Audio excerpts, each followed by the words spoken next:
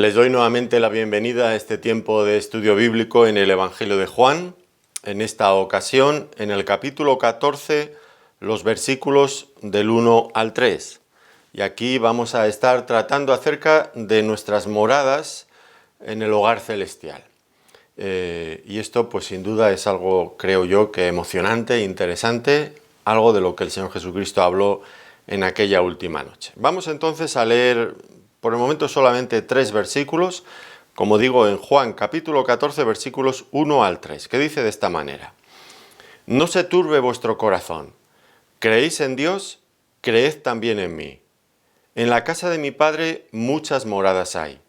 Si así no fuera, yo os lo hubiera dicho. Voy pues a preparar lugar para vosotros. Y si me fuere y os preparare lugar, vendré otra vez y os tomaré a mí mismo, para que donde yo estoy, vosotros también estéis.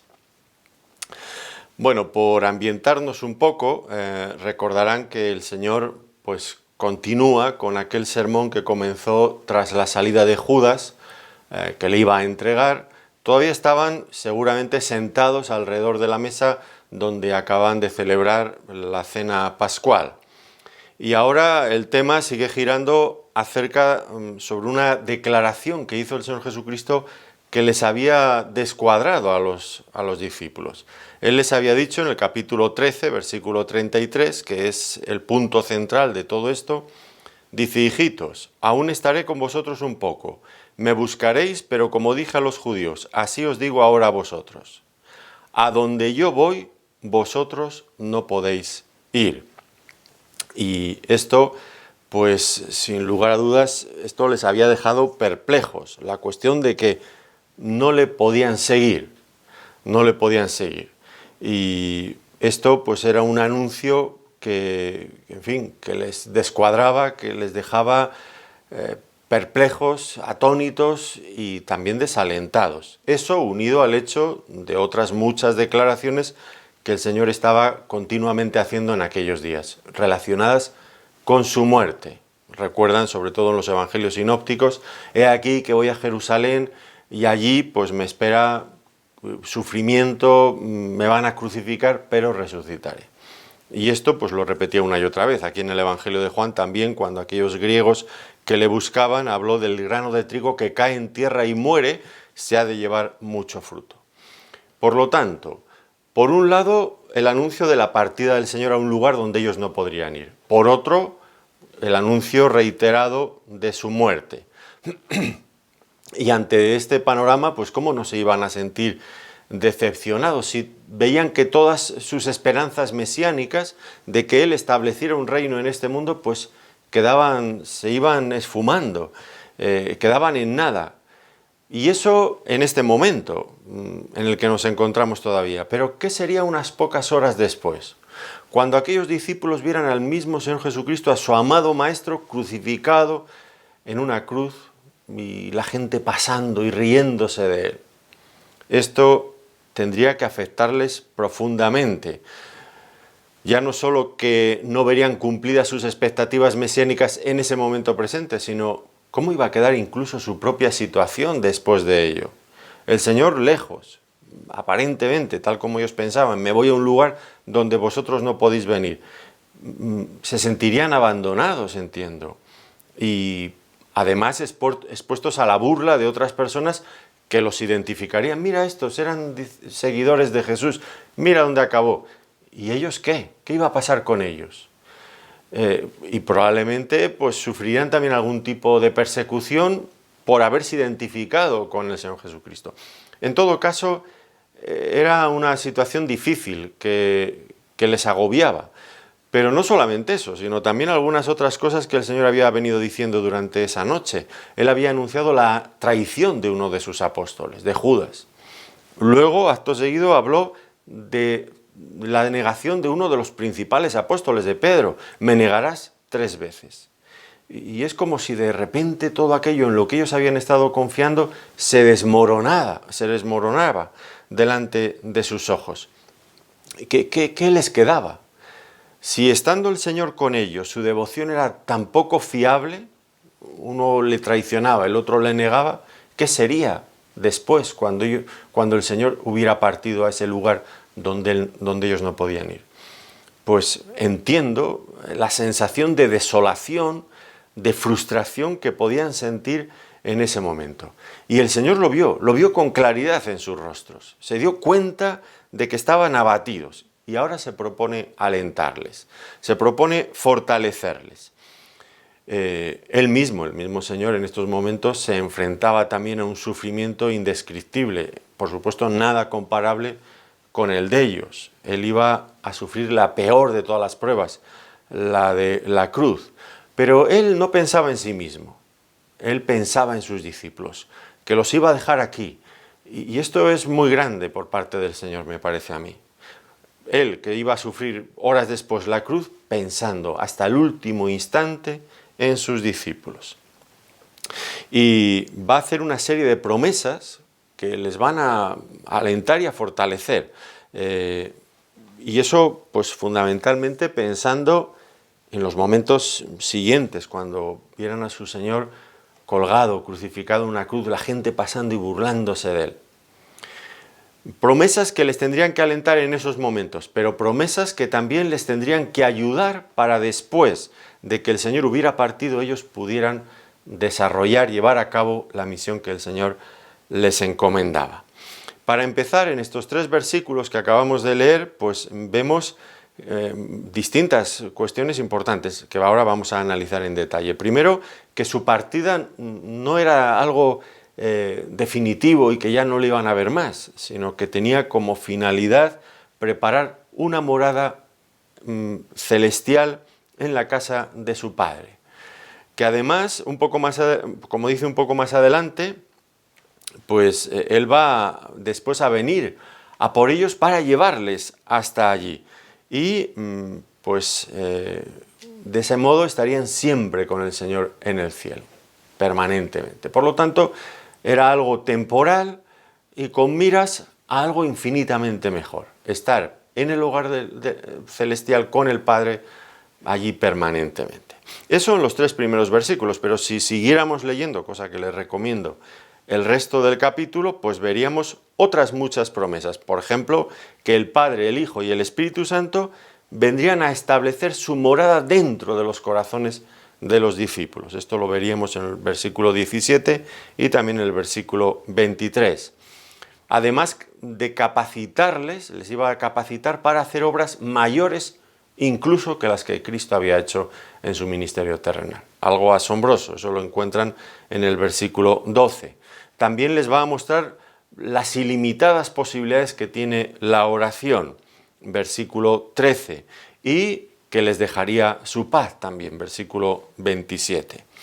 Así que son grandes promesas del Señor, pero que por supuesto no debemos interpretar como frases huecas, como las que tantas veces nosotros decimos a alguien que está sufriendo. Le damos la palmadita en el hombro, hombre, tranquilo, todo va a ir bien. Y no hay ninguna base para creer que va a ir bien. La cosa está oscura, pero aquí no. Aquí vamos a encontrar que son promesas bien fundamentadas. Todo ello sobre la obra de la cruz, la resurrección, la ascensión, la glorificación de Cristo. Estos hechos son los que confirman la veracidad de todo ello. Ahora, empecemos entonces ya con nuestro texto. Fijémonos que hay primero una exhortación. No se turbe vuestro corazón. No se turbe vuestro corazón. Creéis en Dios, creed también en mí.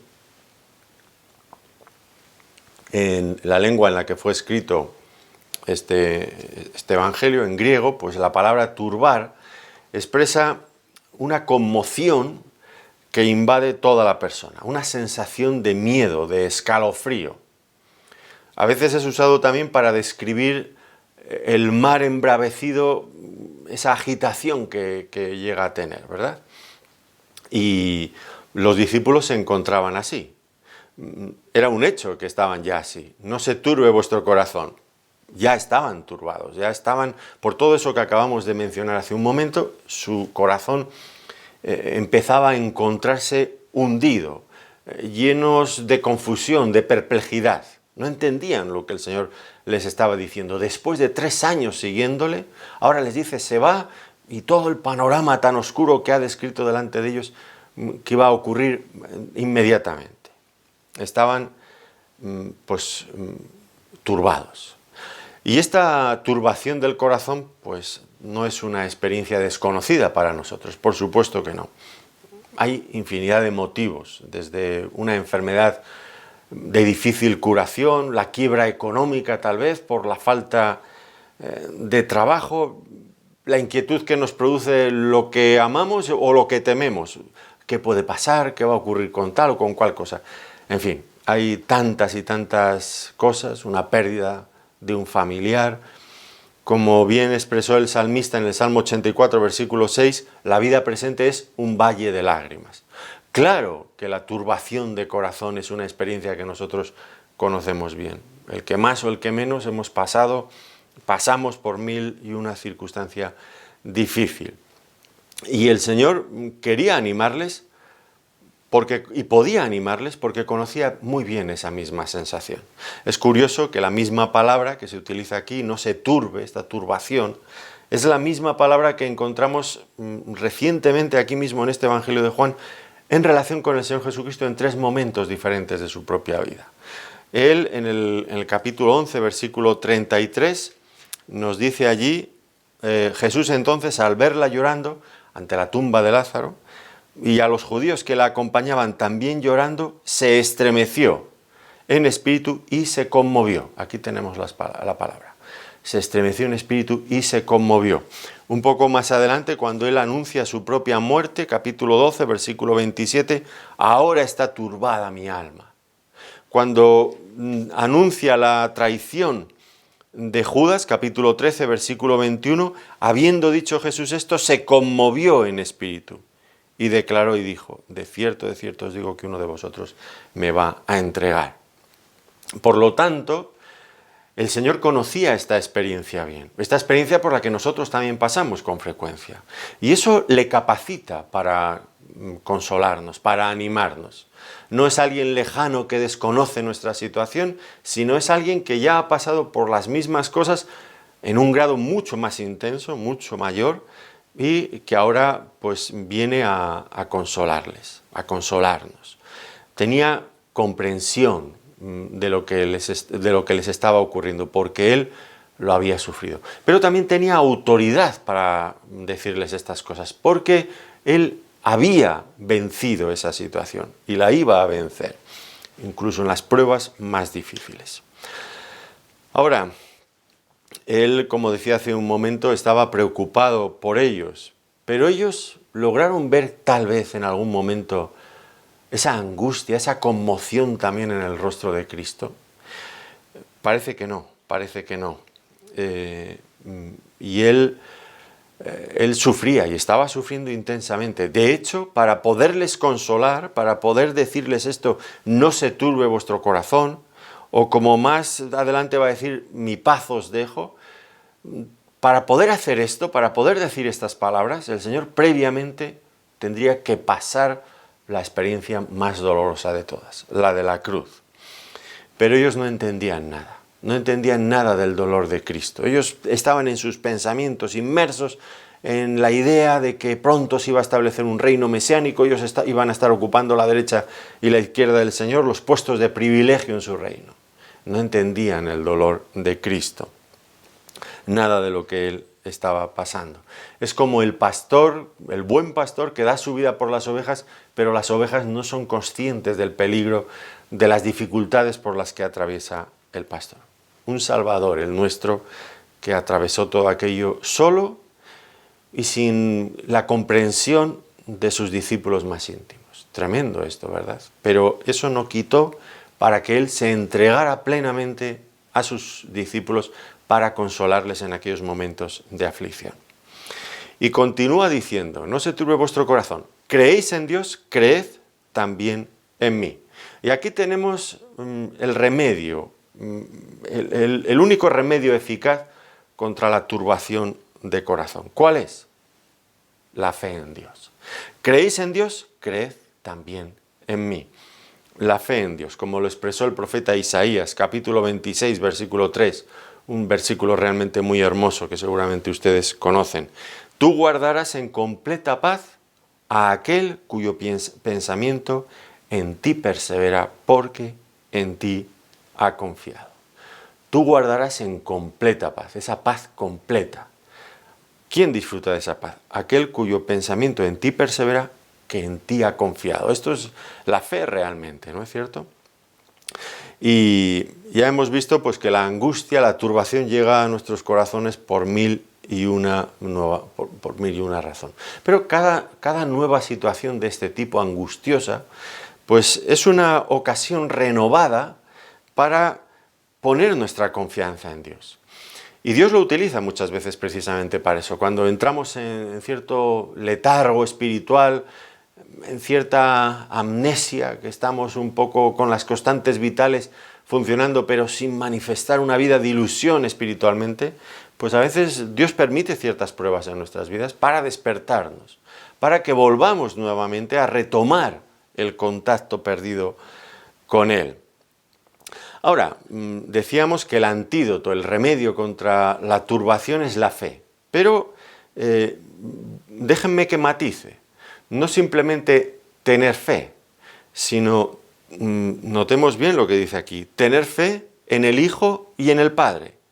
¿Creéis en Dios? Creed también en mí. ¿Y por qué digo que lo importante no es solamente tener fe, sino poner la fe en el Padre y en el Hijo? Bueno, pues con esto intento salir al paso un poco de esto que es tan habitual, que escuchamos tantísimas veces. Seguro que usted lo ha escuchado. Lo importante es creer en algo, dice a veces la gente con esa cara de piedad. Lo importante es creer en algo. No, señor, eso no soluciona nada. Y de hecho, eso no es un concepto bíblico. La Biblia, lo que nos dijo aquí el Señor Jesucristo, está muy claro. ¿Creéis en Dios? Creed también en mí. O como traducen otras versiones, creed en Dios y creed también en mí. Que ambas traducciones son totalmente correctas. Ahora, esto es la esencia de la fe, no solamente creer en algo, sino en quién creemos. Porque usted puede creer en cosas que no le van a solucionar nada. No quiero, en fin, meterme con nadie, pero el otro día aquí en Ávila pues había un incendio, uno de los mayores incendios que hemos conocido aquí en la provincia, enorme. Y el lugar por donde venía el incendio, ahí cerca un santuario, una virgen, la Virgen de Sonsoles, muy conocida aquí en un lugar alto, como todos los santos en estos sitios. Y hay una imagen, bueno, y una historia muy, en fin, increíble realmente en cuanto a esa virgen y su poder. Bueno, pues el párroco pues saca la imagen de la Virgen, la sacan entre varios y la colocan mirando hacia el lugar por donde venía el incendio. ¿Y qué va a hacer una estatua que tiene ojos y que no ve? Que por mucho que la inclinen o que la giren para que mire hacia donde tiene que mirar, no va a ver nada. Pues si no ve, ¿cuánto menos va a tener el poder para poder hacer nada? Nada. Como diría un salmista, dice, tienen ojos y no ven, tienen oídos y no oyen, tienen boca y no hablan, no pueden hacer nada. Y semejantes a ellos son los que confían en ellos. Pues aquí en Ávila, pues si usted habla con muchas personas, más de uno le expresarán su fe en la Virgen. ¿Cuántas mujeres se llaman Sonsoles aquí en Ávila? Por la Virgen. Bueno, ahora en esta última generación ya no tanto, pero la generación pasada, cuantísimas mujeres hay en Ávila que se llaman Sonsoles, muchísimas. ¿Por qué? Porque quieren expresar su confianza en la Virgen de aquí de Ávila, en una de las muchas que tenemos. Bueno, pues eso no va a solucionar nada. Una imagen no le va a solucionar nada, se lo garantizo. Bueno, se lo garantiza Dios y con un poco de sentido común también se lo puedo garantizar yo. Una imagen que tiene pies y no puede andar, ¿qué va a hacer por usted? Nada. Por lo tanto, la fe no es creer en algo, sino creer en el Padre y en el Hijo. En nadie más, se nos dice, ¿no? Importante todo esto. Ahora, lo que se nos está diciendo también es que debemos de creer por igual tanto en el Padre como en el Hijo, que se han seguido estos estudios en el Evangelio de Juan, pues ya saben que es un tema reiterado una y otra vez aquí. Creed en el Padre y en el Hijo por igual, del mismo modo, porque pues ambos son uno en esencia. Y lo que se nos está diciendo es esto, que si creemos en el Padre, debemos de creer también en el Hijo a quien Él envió. Un poco más adelante se nos va a decir que el Señor Jesucristo, en este versículo bien conocido, yo soy el camino, la verdad y la vida, nadie viene al Padre si no es por mí. ¿Y cuál es la implicación lógica de esto? Pues que es imposible tener al Padre sin haber llegado a Él a través del Hijo. Es imposible tener al Padre sin el Hijo.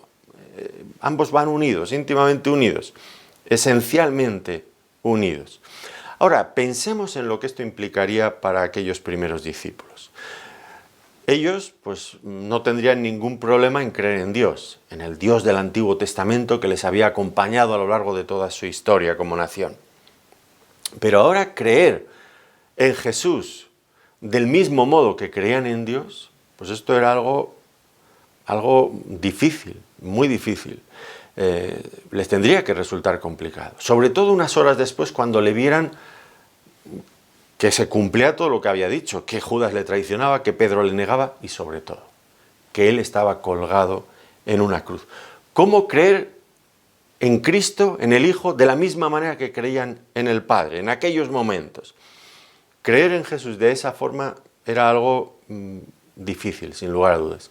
Pero al fin y al cabo es lo que se nos manda a nosotros también, creer en el Hijo como creemos en el Padre, conociendo ya directamente por los escritos de la palabra la cruz. Por supuesto que esto es algo también para nosotros.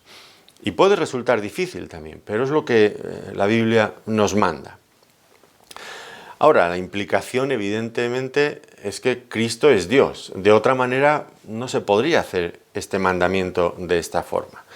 Y ya digo, es un tema reiterado a lo largo del Evangelio. Cristo se ha presentado siempre ofreciendo un conocimiento exacto de Dios.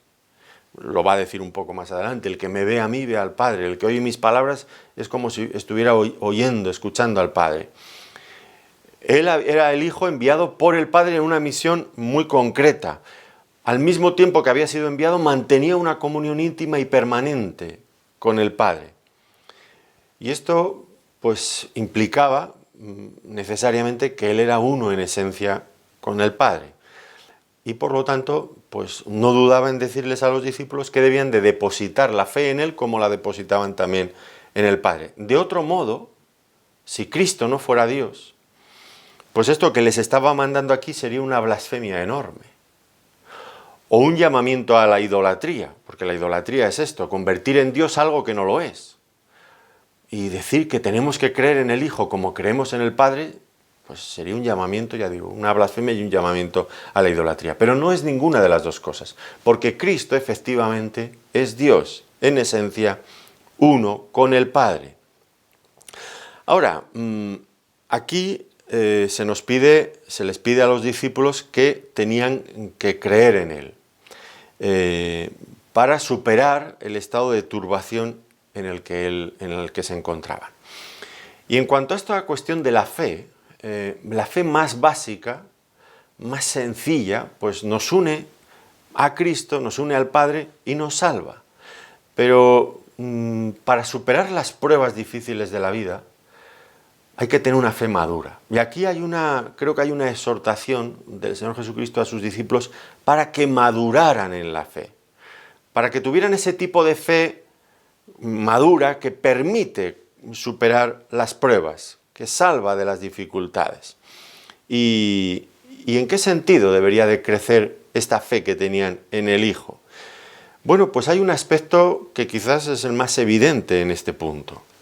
Tenía que ver en la forma en la que se relacionaban ellos con el Señor Jesucristo. Hasta este momento, pues estaba claro que Cristo había estado siempre a su lado, de una manera personal, de una manera física, visible.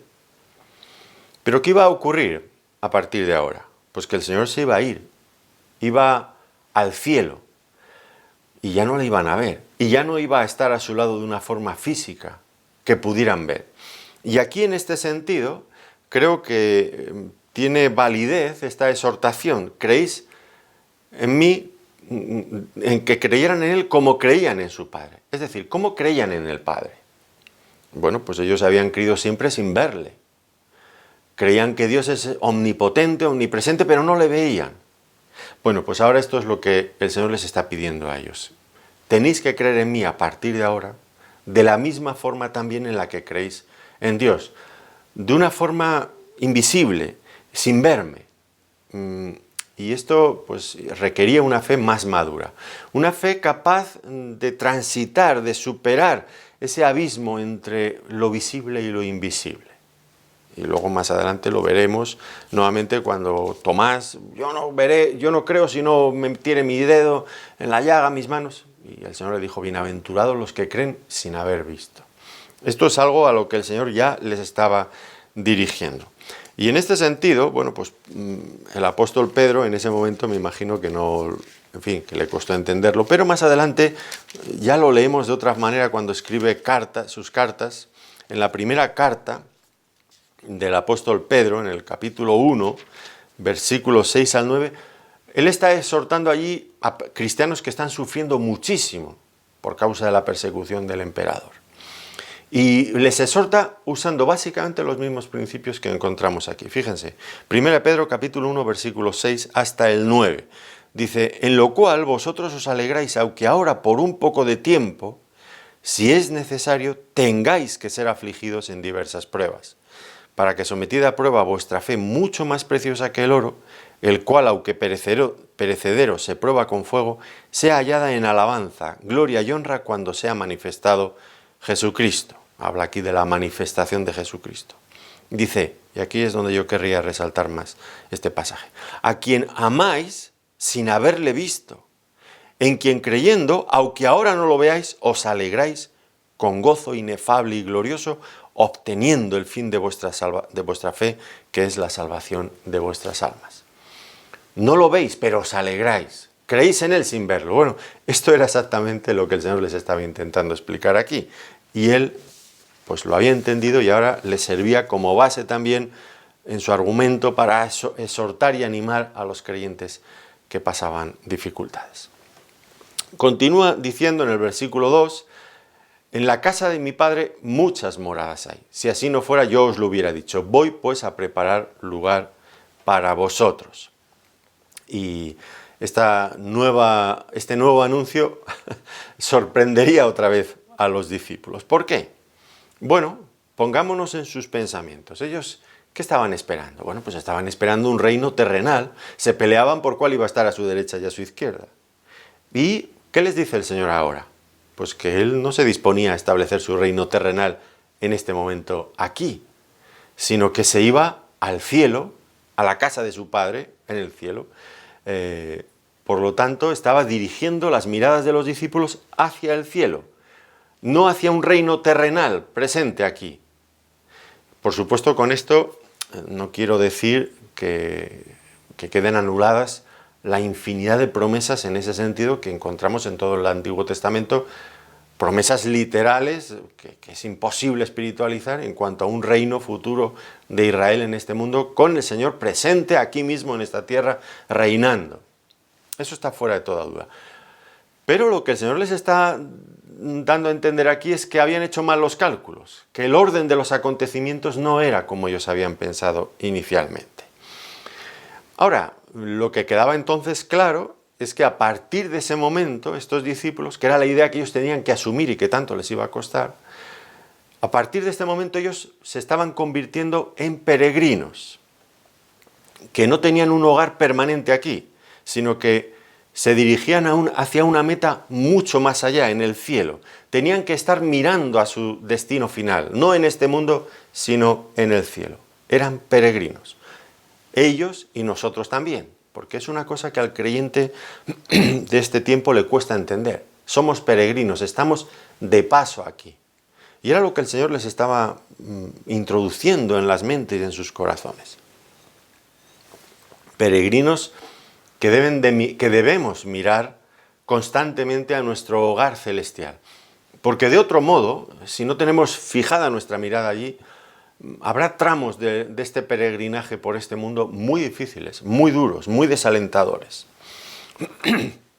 Así que nuevamente el Señor vuelve a colocar a los discípulos, a nosotros, en la misma posición en la que Israel había estado en el pasado. en la época de Moisés, ¿se acuerdan? Cuando el Señor los sacó de Egipto y los llevó por el desierto, camino hacia la patria celestial. Bueno, no hacia la patria celestial, sino hacia la tierra prometida. Y en ese tiempo el Señor les acompañó en el camino y iba delante de ellos, también preparándoles ese hogar, la tierra prometida, una tierra que fluye leche y miel. Claro, ahora la promesa del Señor es infinitamente superior. Ellos van de peregrinaje, Él va delante. También va acompañándoles en el camino, pero va delante de nosotros, preparándonos una morada en la casa del Padre, tal como dice aquí. Ahora, debemos hacernos una pregunta muy importante. ¿En qué consiste esta promesa del Señor cuando les dice voy a preparar morada para vosotros? Y hay varios sentidos en los que podemos interpretar o entender esta cuestión. En primer lugar, lo más obvio tal vez sería decir que una morada es un lugar donde estar, donde morar. Y esto, pues, unido a lo que dice a continuación el Señor, voy a preparar lugar para vosotros, moradas en la casa de mi Padre. Esto no hace falta, en fin, rompernos mucho la cabeza. Sabemos que el Señor al comienzo de este Evangelio, cuando estuvo en el templo, habló del templo como la casa de su Padre. Y aquí creo que establece cierto paralelismo. En el templo en Jerusalén, pues allí, aparte de los lugares donde se ofrecían los sacrificios y aquellas actividades culticas que desarrollaban constantemente los sacerdotes y levitas, había una serie de moradas anexas al templo que formaban parte de esa misma construcción. Eran los lugares donde los sacerdotes, los levitas, aquellos que servían en el templo, pues tenían un espacio donde desarrollar su servicio y donde estar. Bueno, aquí ahora lo que se nos dice es que esas numerosas estancias que había anexas, adosadas al templo, pues sirven ahora como ilustración de lo que el Señor iba a hacer, iba a preparar, pero en otro escenario, en otro lugar, en el cielo. En la casa de su Padre, pero no aquí, que esto es simplemente una copia, una especie de maqueta a pequeña escala de la realidad suprema y trascendente que hay en el cielo. La auténtica casa de Dios. Y allí nos dice que en esa verdadera casa de Dios eterna, celestial, gloriosa, pues también hay moradas para su pueblo. De tal manera que podremos, una vez terminado nuestro peregrinaje en este mundo, podremos continuar con nuestro servicio a Dios. Y Él ha preparado un lugar allí mismo en su casa, en el templo, para que de la misma forma que aquí en este templo terrenal los sacerdotes y levitas tenían un espacio, nosotros, ya redimidos, podamos servir al Señor en su casa, en un espacio allí mismo, en un hogar, en un lugar para nosotros. Por lo tanto, la primera idea que nos viene a la mente cuando se nos habla de moradas, pues estamos pensando en un lugar donde poder estar, un lugar donde poder servir al Señor, continuar sirviendo al Señor. Pero en segundo lugar, implica no solamente un espacio físico, un lugar concreto donde estar, sino también implica comunión con Dios. Esto por lo menos en el Evangelio de Juan, en este contexto creo que aparece claro. Miren en este capítulo, en el versículo 23, respondió Jesús y le dijo, el que me ama, mi palabra guardará, y mi Padre le amará, y vendremos a él y haremos morada con él. Hacer morada aquí tiene una acepción totalmente diferente, no es simplemente un lugar donde estar, sino aquí hace referencia a la comunión que tendría el Padre y el Hijo con aquel que guarda la palabra de Dios. Es por lo tanto, viene asociada a la idea de comunión íntima con el Padre y con el Hijo. Y esto pues es realmente creo que muy interesante y muy consolador, porque si en el cielo fuera simplemente un lugar donde estar, donde estuviéramos solos, sería pues un lugar muy bonito, pero una especie de jaula de oro, donde, en fin, toda la eternidad sería un eterno aburrimiento. Pero no es esta la cuestión. No, por supuesto que no. Dice, en primer lugar, que hay muchas moradas. Y eso implica que habrá muchas más personas. Todos aquellos santos del Antiguo Testamento de los que nos habla la Escritura o del Nuevo Testamento estarán allí. Ya muchos creyentes tienen preparadas una buena lista de preguntas para hacer a más de uno, ¿no? ¿Qué quisiste decir cuando escribías aquello? Bueno, pues será una buena ocasión para preguntar. Veremos también a nuestros seres queridos que han partido para estar con el Señor siendo creyentes. Estaremos con ellos. Y con la infinidad de santos y de creyentes de todas las épocas también estarán allí. Pero lo más importante de todo, que es lo que le da un brillo especial y único al cielo, el Señor.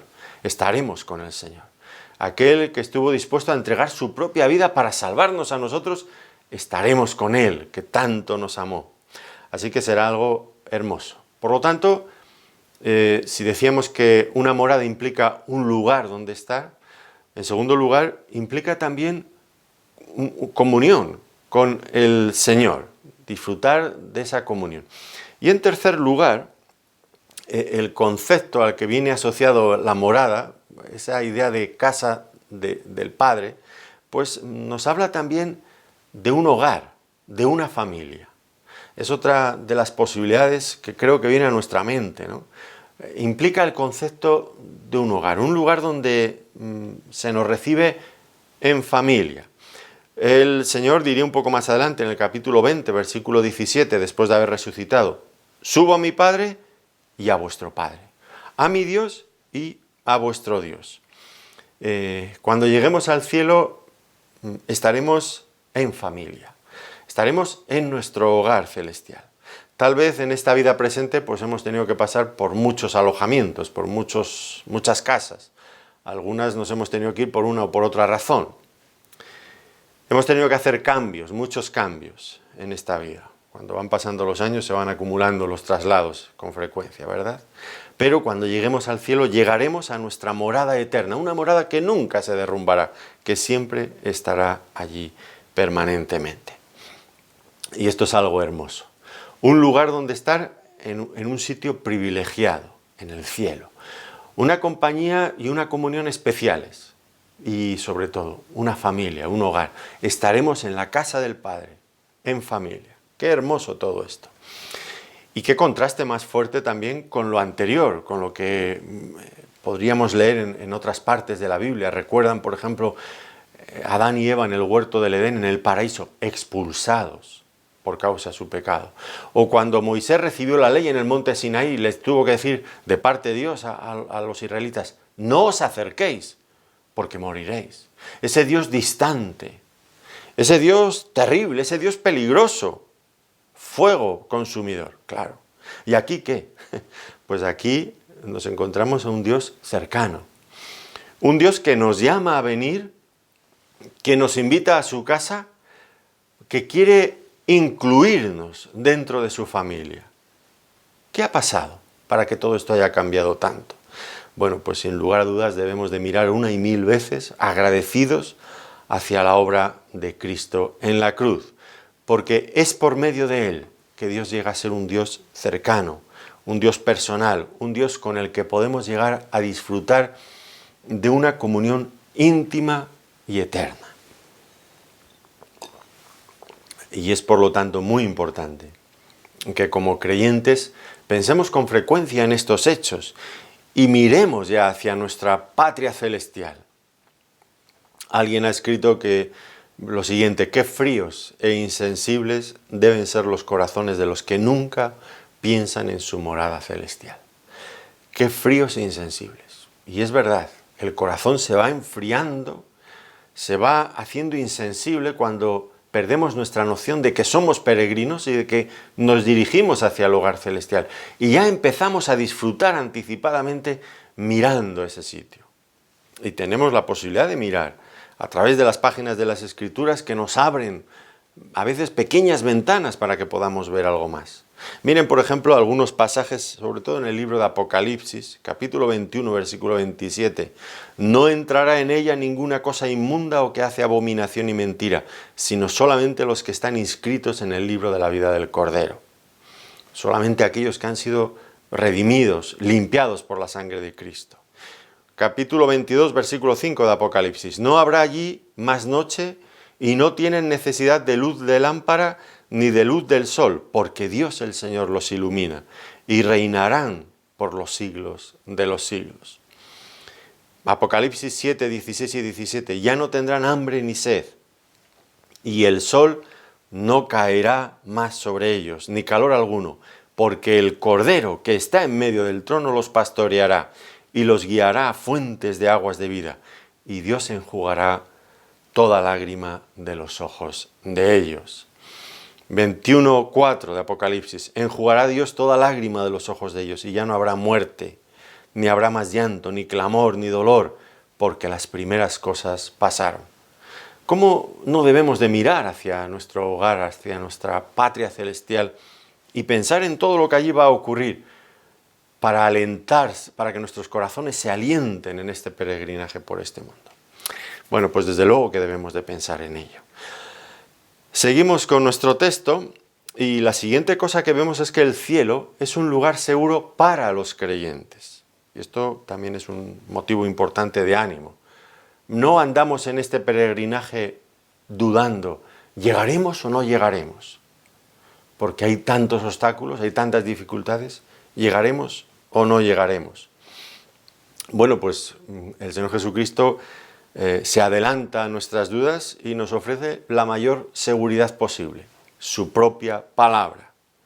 Si así no fuera, yo os lo hubiera dicho, que voy a preparar lugar para vosotros. Si así no fuera, yo os lo hubiera dicho. Es decir, el Señor, que es Dios, no puede mentir, y nunca les había mentido, y por supuesto tampoco les estaba mintiendo ahora. Veamos esta esperanza gloriosa, esta herencia segura que tenemos en el Señor, que Cristo ha ido a preparar para nosotros. En 1 Pedro, justo en los versículos previos a donde antes leíamos, capítulo 1, versículos del 3 al 5. Bendito el Dios y Padre de nuestro Señor Jesucristo, que según su grande misericordia nos hizo renacer para una esperanza viva por la resurrección de Jesucristo de los muertos, para una herencia incorruptible, incontaminada e inmarcesible, reservada en los cielos para vosotros, que sois guardados por el poder de Dios mediante la fe para alcanzar la salvación que está preparada para ser manifestada en el tiempo postrero. Aquí la cuestión es clave. Si hemos muerto con Cristo, hemos resucitado con Cristo, en ese sentido espiritual del que nos habla la palabra, por ejemplo en Efesios capítulo 2. Y si hemos resucitado con Cristo, lo que implica el nuevo nacimiento, la herencia celestial está asegurada, está guardada para nosotros. Y Cristo mismo ha comprometido su propio ser en llevarnos allí. No hay ninguna duda, es segura, es segura. Y continúa diciendo, voy pues a preparar lugar para vosotros. Esa partida que tanto entristeció a los discípulos no era una partida definitiva y que ya nunca más volvieran a verle, todo lo contrario. Él no iba a abandonarlos, iba a preparar un lugar para ellos, en la casa de su Padre, para poderlos llevar allí y estar siempre con ellos. Como ese anfitrión que se adelanta a sus invitados para preparar adecuadamente el lugar para cuando ellos lleguen. O visto desde otro punto de vista, como ocurrió en el Antiguo Testamento, a ese momento al que antes me refería del peregrinaje de Israel por el desierto. Dice allí en Números capítulo 10 versículo 33 que el arca del pacto de Jehová, dice, iba delante de ellos buscándoles lugar de descanso. Y allí esta es la idea, ¿no? El Señor, el arca del Señor, bueno, aquí en esta promesa ahora es el mismo Señor Jesucristo, va delante de nosotros buscándonos lugar de descanso. Muy interesante también sería leer Hebreos capítulo 6 versículos 16 al 20, donde Cristo se nos presenta como el precursor que ha entrado delante de nosotros al cielo, garantizando también nuestra entrada. Él como hombre perfecto entrando al cielo, nuestro precursor. Ahora, aquí surge otra pregunta que es importante hacernos y pensar en ella. Dice que voy pues a preparar lugar para vosotros en el cielo. ¿Y en qué sentido era necesario preparar el cielo para que los hombres pudiéramos morar allí? Esta es una pregunta importante. ¿En qué sentido era importante preparar el cielo para que los hombres podamos morar allí? Bueno, pues para contestar esta pregunta Podemos pensar, por ejemplo, en el caso de Adán y Eva, ellos expulsados del paraíso terrenal. ¿Por causa de qué? Bueno, por causa de su pecado. Pues cuanto más nosotros, como hombres pecadores, tenemos vetada, cerrada la entrada al paraíso celestial. Lógico, lógico. Así que los hombres pecadores no estamos preparados para entrar en el cielo. En ese sentido, la preparación consistiría en que por medio de la obra de la cruz, que Cristo se proponía realizar inmediatamente, Él nos prepararía para que pudiéramos llegar al cielo y ser aptos para entrar a la casa del Padre Celestial. Recuerdan que hace un momento hemos leído una de esas promesas tan hermosas. Dice que no entrará allí ninguna cosa inmunda o que hace abominación o mentira, sino solamente los que están inscritos en el libro de la vida del Cordero. Por lo tanto, esta preparación consistiría en limpiarnos de nuestros pecados, de nuestra inmundicia, para estar en la casa del Padre, la casa de santidad, donde nada sucio puede entrar. Así que esto sería un primer sentido, y quizás no el más sobresaliente en este momento, porque si notamos bien el énfasis de lo que el Señor Jesucristo dijo, Él no estaba hablando de prepararnos a nosotros para entrar en el cielo, sino que iba a preparar el cielo. No voy a prepararos, no dijo esto, no voy a prepararos a vosotros para que podáis entrar en el cielo, no, sino lo que Él dijo, voy a preparar lugar para vosotros. Y por supuesto la primera cuestión que he mencionado, prepararnos a nosotros para el cielo, está incluida, eso es importante, qué duda cabe. Pero esto nos debe de, esta cuestión de preparar el cielo para hombres, nos debe de llevar un poco más adelante en nuestros pensamientos. Y en cierto sentido es lógico, hasta el momento en que el Señor Jesucristo entró en el cielo, ese momento al que Él se refiere aquí, podemos decir con total seguridad que no había entrado ningún hombre con un cuerpo glorificado como el de Cristo, no había entrado ningún hombre en el cielo. Cristo fue el primero. Y la Biblia no nos da muchos detalles sobre este asunto, pero desde luego el cielo debió de sufrir algún tipo de transformación, porque de repente, bueno, no de repente, bueno, ustedes me entienden esta forma de hablar, en el cielo había un hombre glorificado por primera vez. Y esto suponía un cambio abismal, porque en el cielo usted puede encontrarse, según leemos en Apocalipsis, seres vivientes, ángeles, serafines, querubines, en fin, muchos seres espirituales que no conocemos en el día de hoy, que los conocemos porque nos habla la Biblia de ellos, pero que no hemos visto. Pero allí en el cielo no había hombres. El primer hombre que entra con un cuerpo glorificado es el mismo Señor Jesucristo. De esta manera, pues se cumpliría lo que se dice en Romanos capítulo 8, versículo 29, que Cristo es el primogénito entre muchos hermanos. Es el primero en llegar al cielo de esa forma, con un cuerpo glorificado. Así que esta era una preparación que el cielo necesitaba. No era un lugar para hombres, pero Cristo ha entrado como hombre. Importante, ha entrado como hombre. Recuerden ustedes las palabras de los ángeles que estaban al lado de los discípulos cuando Cristo ascendió al cielo. ¿Qué le dijeron? Es muy importante. Este mismo Jesús que habéis visto ir al cielo, Él mismo volverá. No es que dejó de ser hombre cuando se fue al cielo, siguió siendo hombre, un hombre con un cuerpo glorificado. Y ese mismo hombre glorificado volverá, Él mismo, de la misma manera, insiste allí. Por lo tanto, el cielo ha sufrido una transformación para nosotros inexplicable, pero real. Y en tercer lugar, íntimamente relacionado con esta segunda cuestión, estaría otro hecho en cuanto a esto de preparar el cielo. Y es que Cristo entró con un cuerpo glorificado, por primera vez hemos dicho. Pero de alguna manera, bueno, pues todos nosotros, llegaremos también al cielo y entraremos en el cielo con un cuerpo glorificado como el de Cristo. Así que podríamos decir que esta preparación implica también que nuestros propios cuerpos, ahora decadentes, sujetos a los efectos del pecado, pues serán un día transformados plenamente por Cristo para llevarnos al cielo. Entonces, tal vez el Señor estaba hablando también de esto. Esto encontraría un apoyo muy fuerte en las palabras del apóstol Pablo cuando escribió en 2 de Corintios, capítulo 5, versículos 1 al 4. Leamos allí, porque la idea es la misma. Porque sabemos que si nuestra morada terrestre, noten el término morada, porque si nuestra morada terrestre, este tabernáculo se deshiciere, tenemos de Dios un edificio, una casa no hecha de manos, eterna en los cielos. Esa casa eterna en los cielos se refiere ahora, van a ver, a nuestro propio cuerpo transformado. Por eso también gemimos, deseando ser revestidos de aquella nuestra habitación celestial, pues así seremos hallados vestidos y no desnudos. Porque asimismo, los que estamos en este tabernáculo gemimos con angustia, porque no quisiéramos ser desnudados sino revestidos, para que lo mortal sea absorbido por la vida. Noten bien el paralelismo que Pablo establece aquí. Nuestro cuerpo, en el presente, esta morada que tenemos aquí, comparado con esa morada eterna. Nuestro cuerpo en el presente que se va deshaciendo, poco a poco se va pues estropeando.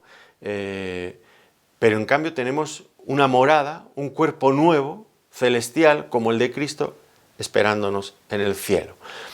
Y la comparación es realmente gráfica. El tabernáculo, este tabernáculo presente, esa tienda de campaña, ese lugar temporal para habitar, pues aquí viene ese lugar que marca nuestra existencia en el presente, algo transitorio, esos cuerpos que poco a poco se van deteriorando, que envejecen, que se enferman, que pierden facultades, que se debilitan, ese tabernáculo temporal comparado con ese edificio, una casa no hecha de manos, eterna en los cielos, ese cuerpo hecho a la imagen de Cristo, celestial, esa morada eterna, esa comparación. Él ha ido a prepararnos un cuerpo para nosotros, y para prepararnos un cuerpo en esa morada eterna, pues era necesario que Él muriera y resucitara con ese cuerpo glorificado. ¡Qué bendición tan grande! Hombres pecadores, hombres débiles, miserables, que ahora somos llamados a estar con Cristo, con el Padre, en el cielo por toda la eternidad. Y Él ya ha entrado en el cielo. Ha sido el primer hombre, ha ido a preparar lugar. Ha entrado como nuestro sumo sacerdote que intercede por nosotros. Recuerdan ustedes, dentro de la vestimenta del sumo sacerdote había un pectoral, y en el pectoral esas 12 piedras con los nombres de las 12 tribus. Bueno, Cristo ha entrado como nuestro sumo sacerdote en el cielo. Lleva nuestros nombres escritos en su pecho, en su corazón. Intercede por nosotros, nos dirá en más de una ocasión la Biblia. Ese es su ministerio actualmente en el cielo. ¿Y qué pasará? Pues dice, vendré, voy a preparar lugar para vosotros y vendré para llevaros conmigo allí. ¿Y qué pasará cuando lleguemos allí? Bueno, pues quizás usted ha ido alguna vez a un sitio donde no le esperaban y usted era nuevo y todo el mundo se le queda mirando. ¿Y quién es este? ¿Qué ha venido a hacer aquí? ¿Será así lo que ocurrirá cuando nosotros lleguemos al cielo? Que todo el mundo, todos los ángeles y demás mentes superiores, esos seres espirituales que desconocemos en el presente, nos mirarán diciendo, ¿y este qué hace aquí? ¿Quién es este? ¿A qué ha venido aquí? Por supuesto que no. Por supuesto que eso no va a ocurrir, porque Cristo ha ido a preparar lugar para nosotros también en el sentido de que ya está orando por nosotros, intercediendo por nosotros, ha llevado nuestros nombres al cielo. Cuando lleguemos allí seremos conocidos, claro que seremos conocidos. Es más, seremos esperados y seremos amados, estaremos en nuestra casa. Se ha hablado de nosotros ya allí, se nos conoce, estaremos como en casa, estaremos en casa, mejor que como en casa. Bueno, pues ahora a nosotros nos toca vivir en este mundo presente, pero pensando ya en ese mundo por venir. No hagamos como los del mundo. El mundo, pues como no tiene esta esperanza eterna, lo único que les queda pues es el pequeño espacio de tiempo en el que sus cuerpos todavía funcionan, que ya cuando uno va pasando de edad, yo he llegado a los 55 y ya noto que mi cuerpo no tiene nada que ver con lo que era hace 20 años. Bueno, pues el mundo, en ese pequeño espacio de tiempo en el que sus cuerpos responden todavía, pues quieren disfrutar de placeres temporales, y el mundo lo que ofrece es eso, placeres temporales. ¿Por qué? Pues porque no tienen esa visión mucho más realista y mucho más hermosa que Cristo nos ofrece aquí, esa visión eterna, esa visión, además, de cuerpos nuevos, glorificados, ya no sujetos a los efectos del pecado que devalúan, que van gastando esta vida presente, no. Por lo tanto, si nosotros tenemos esa esperanza, pues no debemos de vivir como el mundo, para los placeres temporales, sino debemos de enfocarnos en nuestra esperanza celestial. El apóstol Pablo, una vez más, lo explicaba bien, perfectamente, en Colosenses, capítulo 3, versículo 1. Si pues habéis resucitado con Cristo, buscad las cosas de arriba, donde está Cristo sentado a la diestra de Dios. Poned la mira en las cosas de arriba, no en las de la tierra, porque habéis muerto y vuestra vida está escondida con Cristo en Dios. Cuando Cristo, vuestra vida, se manifieste, entonces vosotros también seréis manifestados con Él en gloria. Y ahora viene una serie de mandamientos y de exhortaciones muy prácticas. Haced morir pues lo terrenal en vosotros: fornicación, impureza, pasiones desordenadas, malos deseos, avaricia, que es idolatría, cosas por las cuales la ira de Dios viene sobre los hijos de desobediencia, en las cuales vosotros también anduvisteis en otro tiempo cuando vivíais en ellas. Poned la mira en las cosas de arriba, no en las de la tierra. Dice, quítese de vosotros fornicación, impureza. Esas cosas, las relaciones sexuales fuera del marco del matrimonio, esas cosas que el mundo ofrece como grandes atractivos, dice, quítese de vosotros. Vosotros poned la mira en otras cosas mucho más gloriosas. Impureza, pasiones desordenadas, avaricia. No estéis pensando en el dinero, en el poseer, pensad en vuestra herencia celestial.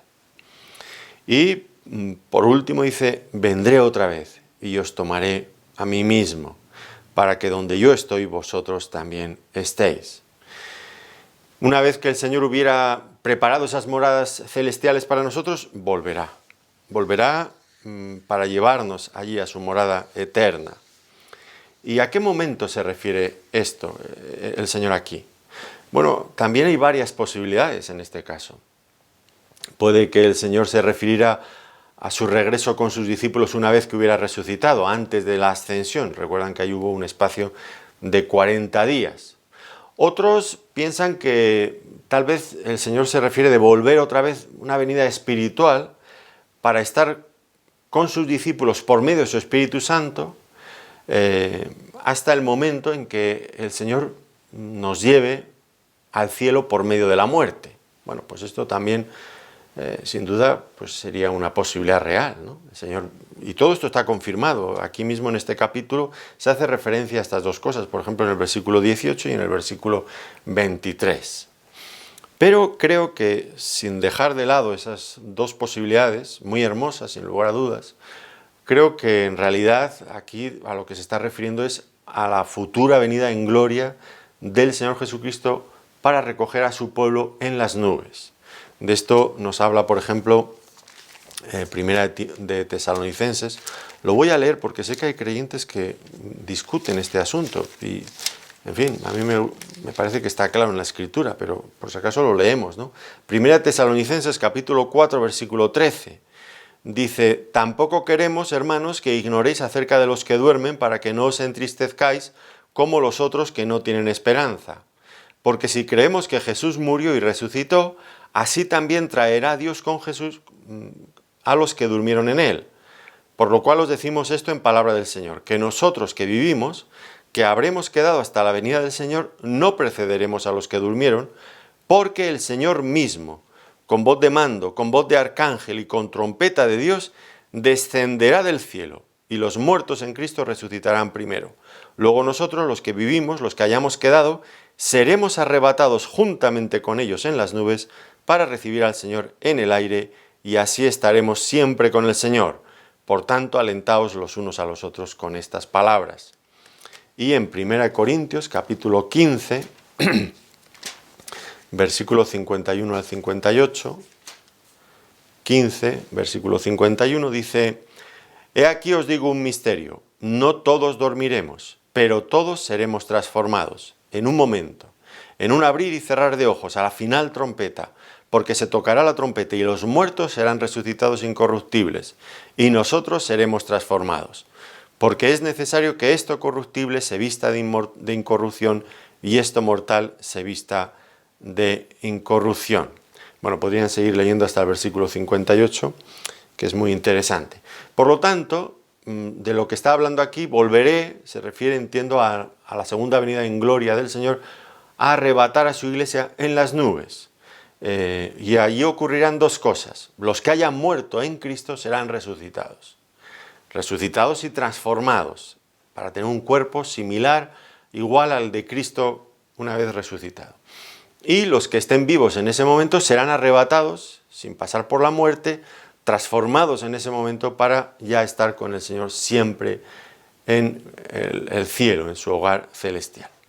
Es importante, no obstante, no confundir esta segunda venida del Señor, arrebatar a su iglesia, una venida que se produce, el Señor viniendo en las nubes, del cielo allí, quedando en las nubes, con la segunda venida del Señor, de la que se nos habla también muchísimo en las Escrituras, que viene ya a este mundo, a esta tierra, de una manera literal y presente, no para arrebatar a su iglesia, sino para juzgar a este mundo impío y para establecer su reino terrenal aquí.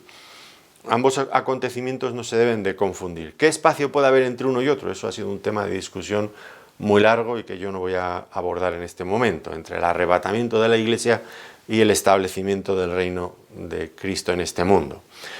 En todo caso, nosotros nos quedamos con la idea principal, ¿no? Esta bendición, este hecho tan glorioso, Cristo viniendo para llevar a sus discípulos al cielo. Y esto debe de alentar nuestra mirada y nuestro espíritu y nuestro corazón, como lo hizo con aquellos primeros discípulos que se sentían abatidos en aquel momento. No vamos a estar nunca más separados del Señor, estaremos con Él siempre. Él regresará y os tomaré a mí mismo para que donde yo estoy, vosotros también estéis. A mí no se me ocurre, por mucho que le dé millones de vueltas, un futuro mejor para mí. Estar con el Señor siempre, en el hogar celestial, disfrutando de la comunión con Él. Y notemos bien este énfasis, porque el Señor no puso el énfasis en el lugar a donde los iba a llevar, sino en que iba a ser un momento de reunión de Cristo con su pueblo para estar con Él siempre, para que donde yo estoy, vosotros también estéis. Y en realidad este es el encanto del cielo, la mayor gloria del cielo, la presencia de Cristo, que podamos estar con Él siempre, con cuerpos glorificados, ya no sujetos al pecado, disfrutando plenamente de la comunión con Él. Bueno, hemos empezado este estudio con los abatidos discípulos por causas bien comprensibles, aquello que estaba ocurriendo en esos momentos y lo que iba a ocurrir momentos después cuando le vieran muertos al Señor en la cruz. Pero, ¿cuánto ha cambiado la visión con estos 3 versículos? El Señor yendo al cielo, preparando moradas, viniendo a por nosotros para que estemos siempre con Él. Pues creo que sí, que la fe en Él trae consuelo y seguridad al creyente, una esperanza firme, un ancla segura, donde Cristo como precursor nuestro ya ha entrado en el cielo para asegurar todo ello. Bueno, nosotros también somos peregrinos en este mundo. No dejemos de mirar hacia nuestra meta celestial, porque el camino es duro. Pues seguiremos reflexionando sobre todas estas cosas tan hermosas que el Señor dijo en aquella noche. Pero eso ya será en otra ocasión. Hasta entonces, que el Señor les bendiga muy ricamente. Y les doy las gracias por habernos acompañado en este tiempo de estudio bíblico. Muchas gracias.